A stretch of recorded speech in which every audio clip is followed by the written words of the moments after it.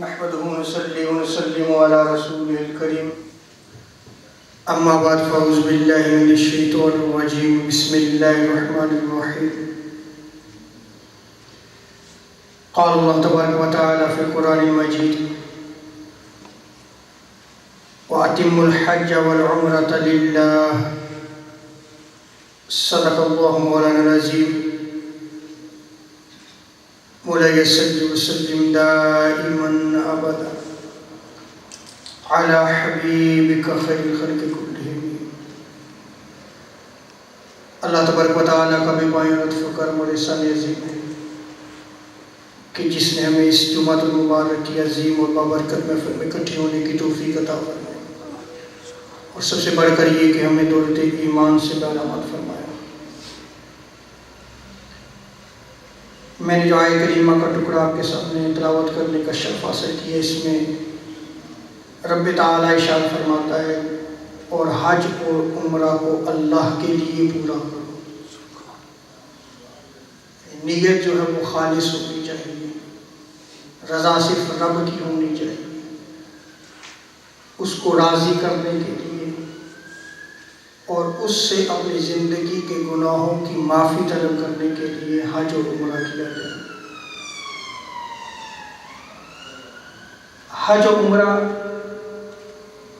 بوڑھے لوگوں کے لیے، کمزوروں کے لیے اور عورتوں کے لیے جہاد ہے. جیسے کہ امام منذری نے الترغیب میں امام نسائی کے حوالے سے روایت کو نقل کیا ہے اور اس کی سند حسن ہے. سیدنا ابو ہریرہ رضی اللہ تعالی عنہ روایت کرتے ہیں کہ تاجدار کائنات صلی اللہ تعالی علیہ وسلم نے فرمایا بوڑھوں، کمزوروں اور عورتوں کا جہاد حج اور عمرہ ہے.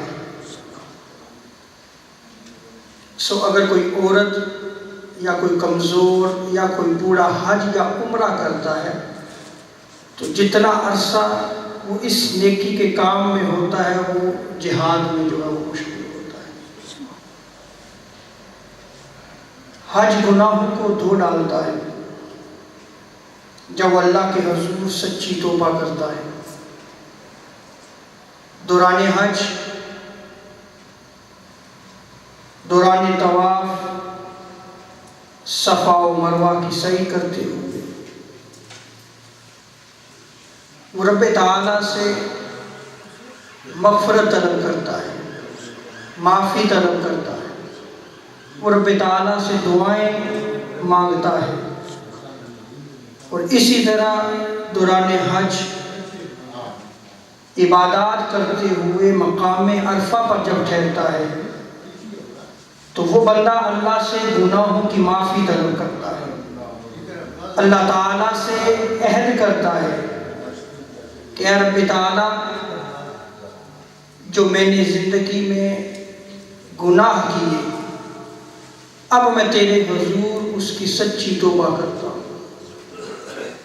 اب میں تیرے حضور حاضر ہوں تو میرے گناہوں کو معاف کر دے. تو رب تعالیٰ اس کے گناہوں کے میل کو اس طرح دھو ڈالتا ہے جیسے پانی جو ہے وہ میل کو دھو ڈالتا ہے.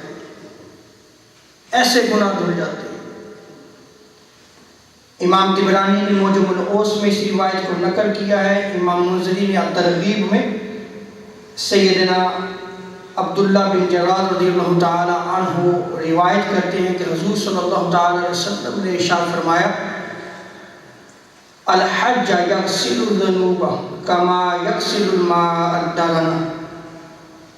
حضور ارشاد فرماتے ہیں کہ فریضہ حج ادا کیا کرو، اس لیے کہ حج گناہوں کو یوں دھو ڈالتا ہے جیسے پانی میل کو دھو ڈالتا ہے. جیسے پانی بندہ جب استعمال کرتا ہے تو اس کا میل ختم ہو جاتا ہے، ایسے ہی حج سے گناہ ختم ہو جاتے ہیں.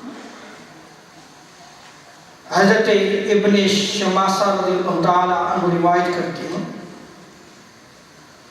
کہ ہم حضرت عمر بن العاص کے ہاں حاضر ہوئے جبکہ وہ قریب الموت تھے.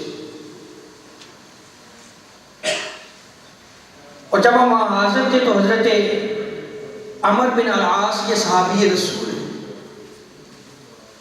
تو راوی بیان کرتے ہیں کہ وہ کافی دیر تک روتے رہے،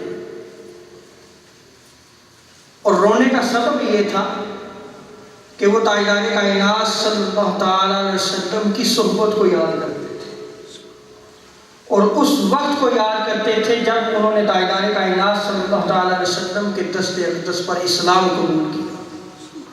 اس قیمتی وقت کو یاد کر کے وہ رو رہے تھے۔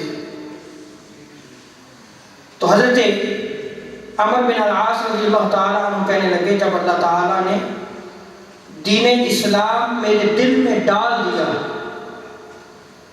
تو میں بارگاہ مصطفیٰ صلی اللہ علیہ وسلم میں حاضر ہوا اور عرض کیا، یا رسول اللہ اپنا دست مبارک بڑھائیے تاکہ میں آپ کی بیعت کروں۔ صحابہ کرام تاجدار کائنات صلی اللہ علیہ وسلم کے دست اقدس پہ بیعت کیا کرتے تھے، اور بعض صحابہ کرام حضور صلی اللہ علیہ وسلم کے دست شفقت پر محبت کی بیعت کیا کرتے تھے۔ جب عرض کی کہ یا رسول اللہ میں بیعت کرنا چاہتا ہوں، اور ساتھ یہ بھی کہا کہ یا رسول اللہ میری ایک شرط بھی ہے، ابھی مسلمان ہونے کے لیے جا رہے ہیں، لیکن انہیں اس چیز کا علم ہو چکا تھا کہ آج جو شرط منواؤں گا وہ میری شرط پوری ہو جائے گی، آج جو میں حضور سے مانگوں گا وہ میرے دل کی مراد پوری ہو جائے گی۔ جب عرض کی یا رسول اللہ میری شرط ہے، تو تاجدار کائنات صلی اللہ علیہ وسلم نے فرمایا کون سی شرط ہے؟ تو حضرت عمر بن العاص رضی اللہ تعالیٰ عنہ نے عرض کی، یا رسول اللہ بس میں یہ چاہتا ہوں کہ میری مغفرت ہو جائے، رب تعالیٰ مجھے معاف کر دے، بس میں یہ چاہتا ہوں۔ تو تاجدار کائنات صلی اللہ علیہ وسلم نے فرمایا، اے عمر تمہیں نہیں معلوم کہ جب بندہ اسلام قبول کرتا ہے تو اس کے زندگی کے سابقہ تمام گناہوں کو رب تعالیٰ معاف فرما دیتا ہے، جو گناہ اس سے سرزد ہوئے وہ سارے اس کے معاف ہو جاتے ہیں۔ سو ایک اسلام لانے سے گناہ معاف ہوتے ہیں، جو کافر تھا اسلام قبول کیا تو اس کی زندگی کے سارے گناہ معاف ہو جاتے ہیں، اور دوسرا جس سے گناہ معاف ہوتے ہیں، حضور نے ارشاد فرمایا اگر بندہ ہجرت کرتا ہے تو اس ہجرت پہ بھی رب تعالیٰ اس کی زندگی کے گزشتہ گناہوں کو معاف فرما دیتا ہے۔ اور اسی طرح جب بندہ حج کرتا ہے اور اس کا حج مقبول ہو، حج مبرور ہو، تو رب تعالیٰ اس کی زندگی کے بھی سارے گناہوں کو معاف فرما دیتا ہے۔ یہ تاجدار انبیاء صلی اللہ علیہ وسلم کا فرمان ہے۔ سو دیکھیں کہ جیسے بندہ اسلام قبول کرتا ہے اس کی ساری زندگی کے گناہ معاف ہو جاتے ہیں، ایسے ہی جب حج کرتا ہے تو اس کے گناہ معاف ہو جاتے ہیں۔ اب اس کا یہ مطلب نہیں کہ گناہ معاف ہو گئے تو واپس آ کے جو ہے وہ دوبارہ زندگی میں گناہ کرنا شروع کر دے، ایسا نہیں، بلکہ وہ جب حج کرنے جاتا ہے تو وہ اللہ سے عہد کرتا ہے، وہ سچی توبہ کرتا ہے، وہ اپنی زندگی بدلنے کا عہد کرتا ہے۔ تو حج مقبول تو اسی وقت ہوگا جب وہ اللہ کے حضور سچی توبہ کرتا ہے، اور پھر آئندہ زندگی جو ہے وہ اس کی تاجدار کائنات صلی اللہ علیہ وسلم کی سنت کے مطابق گزرتی ہے۔ حضرت ابو سعید خدری رضی اللہ تعالیٰ عنہ بیان کرتے ہیں، کنز العمال میں امام ہدی نے اس روایت کو نقل کیا کہ حضور صلی اللہ علیہ وسلم نے ارشاد فرمایا، جو مناسک حج ہے، حج کیسے کرنا ہے اس کو سیکھا کرو، اس لیے کہ یہ ایک دین کا حصہ ہے۔ جہاں حج کرنے کی حضور صلی اللہ علیہ وسلم نے تلقین فرمائی، جہاں حضور نے بشارت دی کہ گناہ معاف ہوتے ہیں، وہاں حضور علیہ السلام نے مناسک حج کو سیکھنے کی بھی جو ہے وہ ترغیب دلائی کہ اس کو سیکھا کرو، اس لیے کہ یہ ایک دین کا حصہ ہے۔ اب اگر کوئی بندہ حج کرنے جاتا ہے اور اس کو پتہ ہی نہیں کہ حج کیسے کرنا ہے، مناسک حج کیا ہے، کیا چیزیں جو ہے وہ میرے اوپر فرائض ہوں گی، کیا سنن ہوں گی، کیا واجبات ہوں گی، تو کیا اس کا حج ہو جائے گا؟ یہ ہمیں سوچنا چاہیے۔ جس کو رب تعالیٰ توفیق دے، اس سے پہلے باقاعدہ طور پہ یہ کورس کرنا چاہیے، سیکھنا چاہیے، اور وہ باقاعدہ سیکھے۔ ایسے کوئی بری نہیں ہو سکتا کہ جی مجھے علم نہیں تھا، اسے علم حاصل کرنا ہوگا، اسے وہ سیکھنا ہوگا، تب جا کے وہ حج کرے، کیونکہ یہ دین کا ایک حصہ ہے۔ تو حج ادا کرنے کے جو ہے وہ 3 طریقے ہیں، حج کی جو ہے وہ 3 اقسام ہیں کہ کس طریقے سے جو ہے حج ادا کیا ہے۔ ایک حج افراد کہلاتا ہے، ایک حج قران کہلاتا ہے، اور ایک حج تمتع کہلاتا ہے۔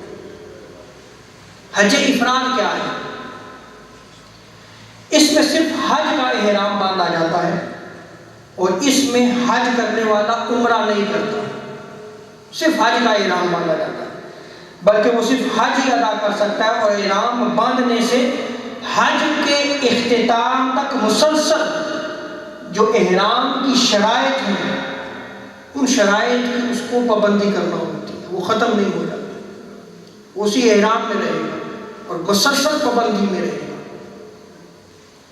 اہل مکہ جو ہے وہ حج افراد کرتے ہیں، آفاقی جو باہر سے جاتا ہے، جیسے پاکستان، ہندوستان، انگلینڈ سے جو حج کے لیے جا رہے ہیں، یہ آفاقی کہلائے، یہ حج افراد بھی کر سکتے ہیں۔ لیکن جو مکہ کا رہنے والا ہے وہ صرف حج افراد ہی کر سکتا ہے۔ دوسری قسم ہے حج قران کی، حج اور عمرے کا ایک ساتھ احرام باندھ لینا، اور احرام باندھ کر دونوں ارکان ادا کرنا، یہ حج قران کہلاتا ہے۔ حج قران میں حاجی مکہ پہنچ کر پہلے عمرہ کرتا ہے، پھر اسی احرام میں اسے حج ادا کرنا ہوتا ہے، احرام نہیں بدلے گا، عمرہ کیا اور پھر اسی احرام میں حج ادا کرے گا، اور اس دوران اگر اس کا احرام میلا ہو جائے یا ناپاک ہو جائے تو احرام وہ تبدیل کر سکتا ہے، لیکن جو احرام کی پابندیاں ہیں وہ برقرار نہیں ہیں، وہ ختم نہیں ہوئی۔ یہ حج قران کہلاتا ہے۔ اور عمرہ کرنے کے بعد حج قران کرنے والا، یہ فرق سمجھیے گا، عمرہ کرنے کے بعد حج جو قران کر رہا ہے وہ حلق یا قصر نہیں کروا سکتا۔ حلق کہتے ہیں بالکل جو ہے وہ اپنا سر شیو کروانا، یا تقصیر بالوں کو جو ہے وہ کاٹنا، وہ نہیں کروا سکتا۔ اسے بدستور احرام میں رہنا ہوگا، اور 10، 11، 12 ذی الحجہ کو قربانی کے بعد حلق یا قصر کروا کے احرام کھول دینا۔ یہ حج قران ہے۔ اور حج تمتع یہ وہ طریقہ ہے کہ جس میں حج اور عمرہ ساتھ ساتھ کیا جاتا ہے۔ اس صورت میں حاجی جو حج تمتع کر رہا ہے، نیت کر کے جا رہا ہے کہ میں حج تمتع کر رہا ہوں، وہ عمرہ ادا کرنے کے بعد احرام کی حالت سے باہر آ سکتا ہے، حج قران میں نہیں آ سکتا۔ حج تمتع میں وہ احرام کی حالت سے باہر آ سکتا ہے، یعنی عمرہ ادا کرنے کے بعد حلق اور قصر کروا کے احرام کھول دیا جاتا ہے۔ پھر 8 ذی الحجہ کو یا اس سے قبل حج کا احرام وہ باندھے گا۔ اکثر ہمارے پاکستانی جو ہے وہ حج تمتع ہی کرتے ہیں۔ احناف کے نزدیک افضل حج جو ہے وہ حج قران ہے۔ افضل حج کون سا ہے؟ حج قران ہے، اس میں پابندی زیادہ ہے۔ پھر حج تمتع ہے، اور پھر اس کے بعد جو ہے وہ افراد ہے۔ حج کے 2 رکن ہیں، ایک طواف زیارت ہے اور ایک وقوف عرفہ ہے. یہ دو رکن ہیں اور یہ دونوں لازم ہیں. طواف زیارت یہ ہے کہ قربانی، حلق و تقصیر اور احرام کھولنے کے بعد عام لباس میں جو طواف کیا جاتا ہے اس کو طواف زیارت کہتے ہیں. عام لباس میں کیا جاتا ہے اس کو کیا کہتے ہیں؟ طواف زیارت. اس لیے اس طواف میں اجتباء نہیں ہوتا، یعنی عام لباس میں کیا جاتا ہے، اجتباء ہوتا ہے اپنا دایاں کندھا کھلا رکھنا. اور ہمارے ہاں چونکہ حج یا عمرہ کرنے جاتے ہیں تو اس کے مناسک نہیں سیکھتے، تو ہوتا کیا ہے کہ دایاں کندھا جب ننگا رکھتے ہیں تو نماز پڑھتے ہوئے بھی کندھا ننگا رکھتے ہیں. حالانکہ ایسا نہیں ہے، وہ صرف طواف کرتے ہوئے آپ نے دایاں کندھا ننگا رکھنا. اس کے بعد جب آپ نے نماز پڑھنی ہے تو پوری چادر آپ نے وہ لے لیں، یہ کندھا پھر آپ نے چھپا لینا ہے، احرام کے اندر آ جائے گا.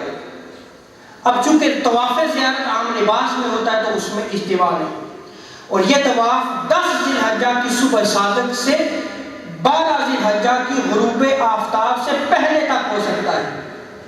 البتہ 10 ذی الحجہ کو کرنا جو ہے وہ اچھا ہے. طواف زیارت یہ رکن ہے، حج کا عام رکن ہے، اس کے بغیر جو حج نہیں ہوگا. اور سب سے اہم رکن جو ہے وہ وقوف عرفہ ہے. وہ کیا ہے؟ وقوف عرفہ، یعنی عرفات میں ٹھہرنا، اور حج کا یہ رکن اعظم ہے. اس کے بغیر جو ہے وہ حج نہیں ہوگا. حضرت عبداللہ بن عمر رضی اللہ تعالیٰ عنہ روایت کرتے ہیں کہ تاجدار کائنات صلی اللہ علیہ وسلم نے فرمایا، یہ حدیث مبارکہ صحیح ابن حبان، مسند بزار، الترغیب میں نقل کی گئی ہے.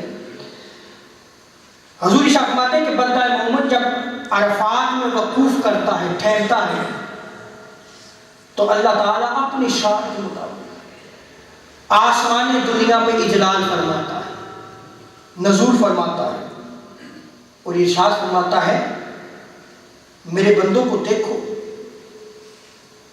ان کے بال بکھرے ہوئے ہیں، ان کے چہرے غبار سے اٹ ہو چکے ہیں، غبار آلود ہیں ان کے چہرے. اے فرشتوں گواہ ہو جاؤ. گواہ رب تعالیٰ کن کو بنا رہا ہے؟ فرشتوں کو. آسمان دنیا پہ نزول فرما کے رب تعالیٰ یہ ارشاد فرماتا ہے، حضور شاہ فرماتے ہیں کہ اے فرشتوں گواہ ہو جاؤ، میں نے ان کے گناہ بخش دیے، میں نے ان کے گناہ بخش دیے. اگرچہ ان کے گناہ بارش کے قطروں کے برابر ہوں، اگرچہ ان کے گناہ صحرا کی ریت کے ذروں کی تعداد کے برابر ہوں، میں نے ان کے گناہوں کو معاف کر دیا ہے. اور کس عمل سے؟ صرف اس عرفات کے مقام پہ ٹھہرنے کی وجہ سے. وہ صرف ٹھہرا، مانگا بھی نہیں، ابھی وہ ٹھہر رہا ہے وہاں پہ. حج کے اس رکن اعظم کو وہ پورا کر رہا ہے، رب تعالیٰ اس کے گناہوں کو معاف کرتا ہے.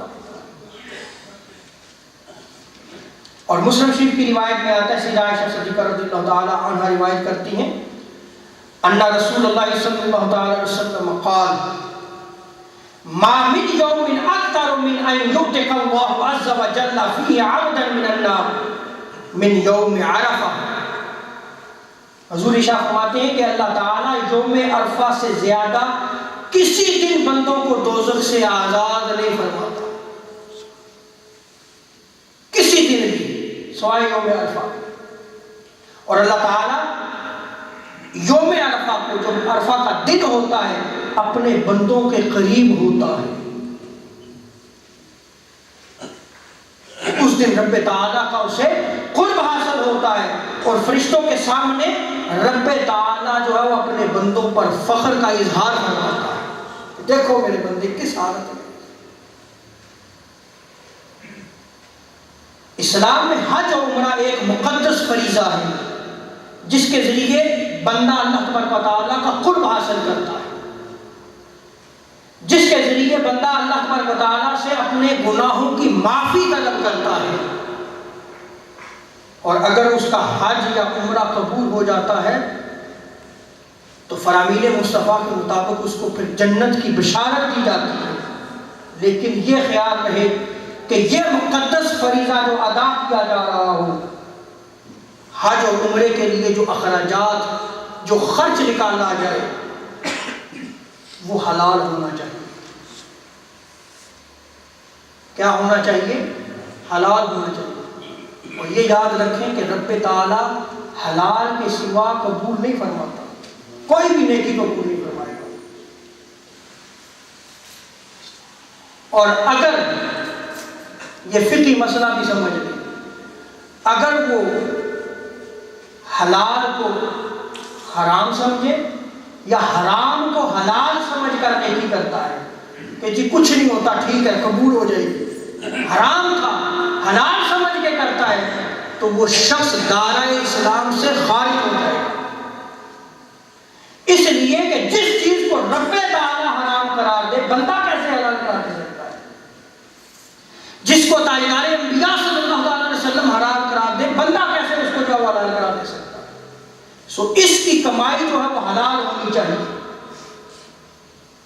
ناجائز کمائی رشوت سے، سمگلنگ سے، چور بازاری سے، ذخیرہ اندوزی سے، نام تول میں کمی کر کے، سود کی کمائی سے، ناجائز منافع خوری سے، ملاوٹ کر کے، جو حرام امور ہے، اس کمائی کے ذریعے اگر وہ حج کرتا ہے تو حج لپیٹ کے اس کے منہ پہ مار دیا جاتا ہے،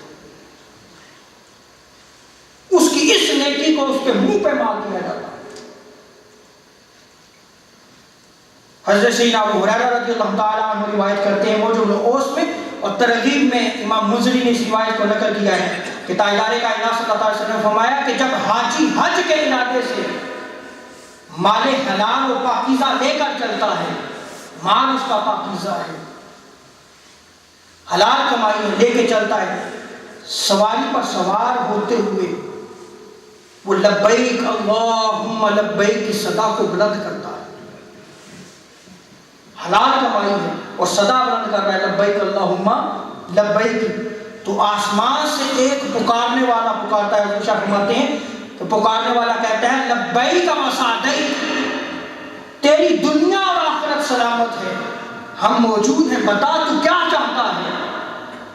ندا دینے والا ندا دیتا ہے اور پھر ندا دینے والا کہتا ہے تیرا زاد سفر حلال ہے، تو نے جو خرچ نکالا ہے وہ حلال ہے، تیری سواری حلال ہے، تو سواری کے لیے جو اہتمام کیا وہ بھی حلال تھا، تیرا حج گناہ سے پاک، سو تجھے خوشخبری دی جاتی ہے کہ تیرا حج حج مقبول اور حج مبرور ہے۔ وہ جب سواری پہ قدم رکھتا ہے، چونکہ اس کی روزی حلال ہے، وہ لبیک کی صدا بلند کرتا ہے، اس کو خوشخبری دے دی جاتی ہے۔ اور حضور علیہ السلام شاہ فرماتے ہیں کہ جب کوئی حاجی حج کی نیت سے حرام مال لے کر نکلتا ہے، حرام کمائی جو ہے وہ اس کے ذریعے حج کے لیے نکلتا ہے، جب وہ سواری کے لیے اپنا پاؤں سواری پر رکھتا ہے تو لبیک اللہم لبیک کہتا ہے، تو آسمان سے ندا دینے والا کہتا ہے لا لبیک ولا سعدیک،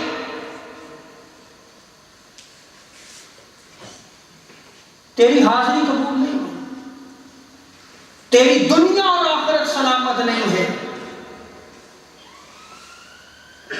تیری حاضری کو قبول نہیں کیا جائے گا، اس لیے کہ اس کا مال حرام تھا، ناجائز کمائی تھی اس کی۔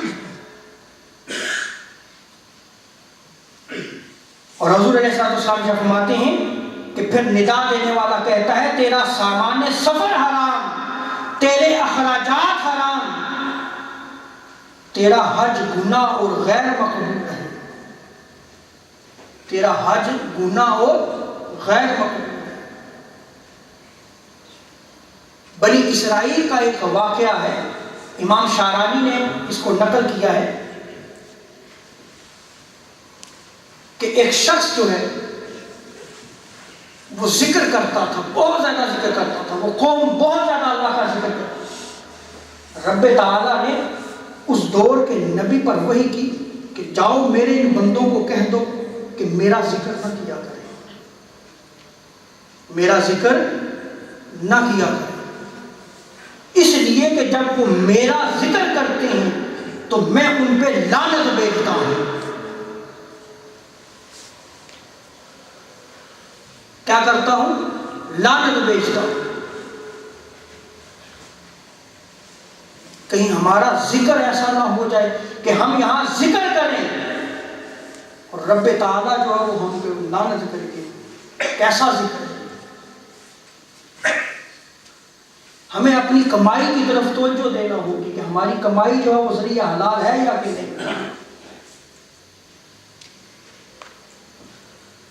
اور حضرت عمر رضی اللہ تعالیٰ عنہ دوسری روایت کنز ایمان میں آتا ہے کہ جس شخص نے مال حرام سے حج کیا، جب وہ تلبیہ پڑھتا ہے، لبیک اللہم لبیک پڑھتا ہے، تو اللہ تعالیٰ فرماتا ہے نہ تیری حاضری قبول اور نہ تیرا حج قبول، رد کر دیا جاتا ہے۔ حضرت سفیان بن عیینہ نقل کرتے ہیں، دیکھیے اسلاف کیسے حج کیا کرتے تھے۔ فرماتے ہیں کہ امام علی بن حسین، امام زین العابدین، جن کو سجاد کا لقب دیا گیا، اتنے عبادت گزار تھے کہ آج تک سجدوں کی زینت قرار دیا جاتا ہے۔ وہ امام زین العابدین جو حسین کے لخت جگر ہیں، جو تاجدار کائنات صلی اللہ تعالی علیہ وسلم کے شہزادے ہیں، وہ حج کے لیے نکلتے ہیں، احرام باندھا ہوا ہے، سواری پر بیٹھے ہیں۔ سواری پہ بیٹھے تو آپ کا رنگ متغیر ہو گیا، رنگ پیلا پڑ گیا، کب کبھی تاری ہوگی، کانپنا ہوگا جسم۔ اللہ کے خوف کی وجہ سے تلبیہ نہ کہہ سکے، اتنا خوف طاری ہوا کہ لبیک اللہم لبیک کی صدا بلند نہیں ہو رہی۔ امام زین العابدین ہے۔ لوگوں نے پوچھا اے امام آپ تلبیہ نہیں کہتے؟ فرمایا مجھے ڈر ہے کہ میں یہاں تلبیہ کہوں لبیک اللہم لبیک، اے رب میں حاضر ہوں، اور مجھے جواب دے دیا جائے لا لبیک، تیری حاضری قبول نہیں ہے، بس میں یہ ڈرتا ہوں، اس لیے میں لبیک نہیں کہہ رہا۔ لوگوں نے کہا یہ لبیک کہنا لازم ہے، یہ کلمات ادا کرنے ضروری ہیں۔ جب آپ نے لبیک اللہم لبیک کی صدا بلند کی، بے ہوش ہو کر امام گر پڑے، بے ہوش ہو گئے امام۔ اور اسی طرح حضرت مالک بن دینار رضی اللہ تعالیٰ عنہ فرماتے ہیں کہ میں نے دیکھا ایک نوجوان تھا، اس نے احرام باندھا ہوا تھا، بڑا ہی خاموش، چپ کر کے کھڑا ہے نوجوان، بڑا خوبصورت۔ میں نے اسے کہا کہ تم خاموش کیوں ہو، تلبیہ کیوں نہیں کہتے، لبیک اللہم لبیک کیوں نہیں کہتے؟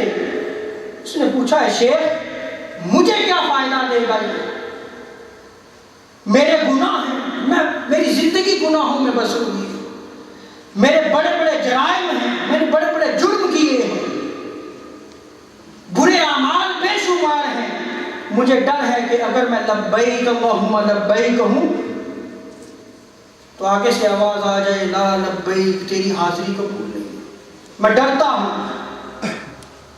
تو حضرت مالک بن دینار نے انہیں فرمایا کہ اللہ تبارک و تعالیٰ کی بخشش و رحمت بڑی وسیع ہے، وہ معاف کرنے والا ہے، وہ نظر رحمت فرمانے والا ہے، تو لبیک اللہم لبیک کہہ میرے بیٹے، اللہ معاف فرمائے گا تجھے۔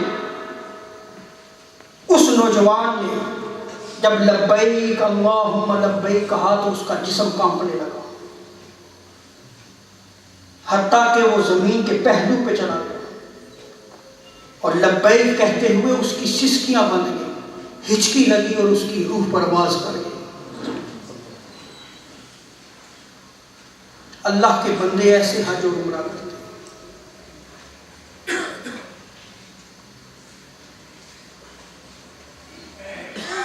حج بدل یعنی نائب بن کر دوسرے کی طرف سے جو ہے وہ حج کرنا۔ کہ اس سے فرض ساقط ہو جائے، اسے حج بدل کہتے ہیں۔ چونکہ آج میرا موضوع گفتگو یہی تھا کہ حج کے فضائل و مسائل۔